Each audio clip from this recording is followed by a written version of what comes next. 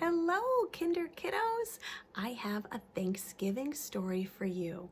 I love this one because I think the illustrator, Susan Gaber, who actually made paintings, the paintings that are the pictures in this book are just so beautiful. And I love the words in this story that Rhonda Galler Green used to write this story to tell us about the first Thanksgiving. And in this story, using the pictures, it's very easy to see how different things looked and were back in 1620 when the Pilgrims first came over and had to learn how to be here in the Americas. You can see she's got a white hat on and an apron. Girls, do we wear white hats like that and aprons now? No. Oftentimes we wear pants, we wear skirts, we wear shorts, and usually you only see an apron nowadays if somebody is cooking. But back then, because they only had one or two outfits because they had to make their own clothes. Can you believe it? Do you make your own clothes? Chances are, when you want clothes, you go to a store and you buy them. So they only had one or two outfits, so they had to protect them from wear and tear. So they would put aprons on to protect their clothes. And they wore jackets. They wore all of their clothes kind of all the time because it was cold. If they wanted to heat their homes, they needed to have a fire in their house. And well, Mr. Growth and I like to make a fire when it's chilly out. We have other ways to heat our house besides our fireplace. And you'll notice the Native Americans are dressed completely differently from the Pilgrims. So we're going to learn a little bit about the Native Americans who were already living in the Americas when the Pilgrims came, and also about life all the way back then in the 1600s. The very first Thanksgiving. 'Tis the very first Thanksgiving Day. So you can see, I always like to point out the roofs have hay, have thatching on them. Our roofs nowadays have shingles on them, on our roof. We don't have straw or grass on our roof. This is the food gathered and blessed, the corn and sweet berries, the wild turkey dressed, shared on the very first Thanksgiving Day. These are the Indians, skillful and strong, who knew how to live through the winter so long, and ate of the food gathered and blessed. So remember to say thank you. The Pilgrims invited the Native Americans to come and share in their feast.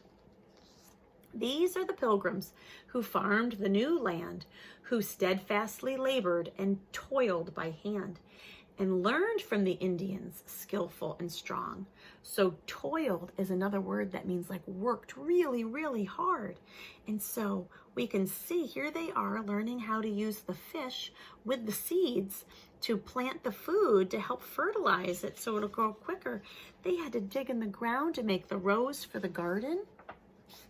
They worked very, very hard. These are the houses built in straight rows that stood in the hot sun and harsh winter snows that sheltered the Pilgrims who farmed the new land. So here's people working in their gardens. So if they wanted to eat vegetables, they had to plant it themselves. There was no grocery store. Anything that they wanted, they had to create themselves. This is the harbor, marked by the huge stone, where the first steps were taken to chart the unknown, not far from the houses built in the straight rows. And here they are, they're wearing capes, the ladies, to stay warm. We don't wear capes, we wear coats with zippers or snaps or buttons. But they didn't make those back then for everybody. They wore capes, which are kind of like blankets that you attach around your neck to keep them warm, woolen capes. This is the Mayflower ship in full sail that weathered the rough seas, the wind, and the hail, and docked in the harbor marked by a huge stone. So to travel across the ocean, they had to use a boat. There were no airplanes back then. And the boat is powered only by being able to catch the wind in the sails. No engines.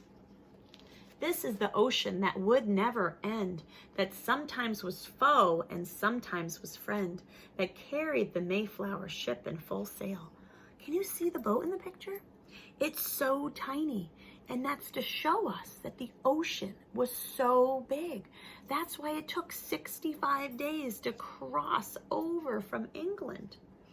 And when it says sometimes was foe, that's a juicy word that means enemy. So when the sea was rough and rocking the people in the boat and making them feel tummy sick, or causing rain to come down and get all over the ship and ruin their food because things were getting wet and spoiling, it was very, very tricky. This is the land where it all began, the land where a brave group made ready their plan to travel the ocean that would never end, that sometimes was foe and sometimes was friend, that carried the Mayflower ship in full sail, that weathered the rough seas, the wind and the hail. So look how rough that is. Can you imagine being inside the boat as it's rocking up and down in the waves and the storm? And docked in the harbor, marked by a huge stone, where the first steps were taken to chart the unknown. So there were no other people like them. There were only the Native Americans. They didn't know where they were going exactly and what it would be like. Not far from the houses built in straight rows that stood in the hot sun and harsh winter snows, and sheltered the pilgrims who farmed the new land, who steadfastly labored and toiled by hand.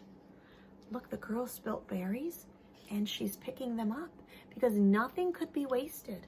The ladies are carrying water. There was no sink to turn on to get a drink of water to wash the clothes or the dishes. They had to carry the water from the river. It was such hard work. And learned from the Indians, skillful and strong, who knew how to live through the winters so long. And here's one of the Native American Indians who's teaching them how to know which plants can help us, which plants will hurt us, how to grow more of that plant. He's showing us the root. Sometimes the root of a plant is very helpful. And ate of the food gathered and blessed, the corn and sweet berries, the wild turkey dressed. So now we see the big feast table. Kind of reminds me of a book that we're going to read about the family gathering at Grandma's house and needing a big table. So everyone's coming together to celebrate, making new friends, the Pilgrims and the Native Americans, learning how to teach one another and learning from one another. Shared on the very first Thanksgiving Day. And I love this picture because if you look really closely, you can see that the Pilgrim girl is holding the doll of the Native American, and the Native American girl is holding the doll that looks just like a pilgrim. So they shared what they had with each other. They liked learning about each other. They liked teaching each other about their customs, their traditions, their ways. So it's just a wonderful story to read over and over again and to be able to look at the beautiful paintings that are the illustrations. And I love learning about Thanksgiving because those pilgrims, they were so brave. They were being bossed around about how to think about God, and they didn't like that. They didn't like being told what to think. So they got on a boat, even though they didn't know where they were going, and they traveled across the big ocean. It took almost 3 long months on that boat. No land, no more food, no more water, only all the things that they brought with them. And then when they got here, they actually had to live on the boat for a while because they had to build the houses, they had to cut down trees, they had to make everything. And so that first winter was so hard because they really didn't have much to eat and they didn't have enough ways to keep warm. And so it was very, very tricky, but they persevered. They kept on keeping on. And then they made friends with the Native Americans who shared with them the ways that they used to grow food, the ways they used to survive long, cold winters. And then the Pilgrims were able to get healthy, get food to grow and to thrive, and to make friends with the Native Americans. So it's really a wonderful story learning about where does Thanksgiving come from? It comes from people sharing what they have with others, sharing what they know with others, and being thankful and being grateful. Thank you for listening with me today. I hope you enjoyed the story, Kinder Kiddos. I'll see you soon.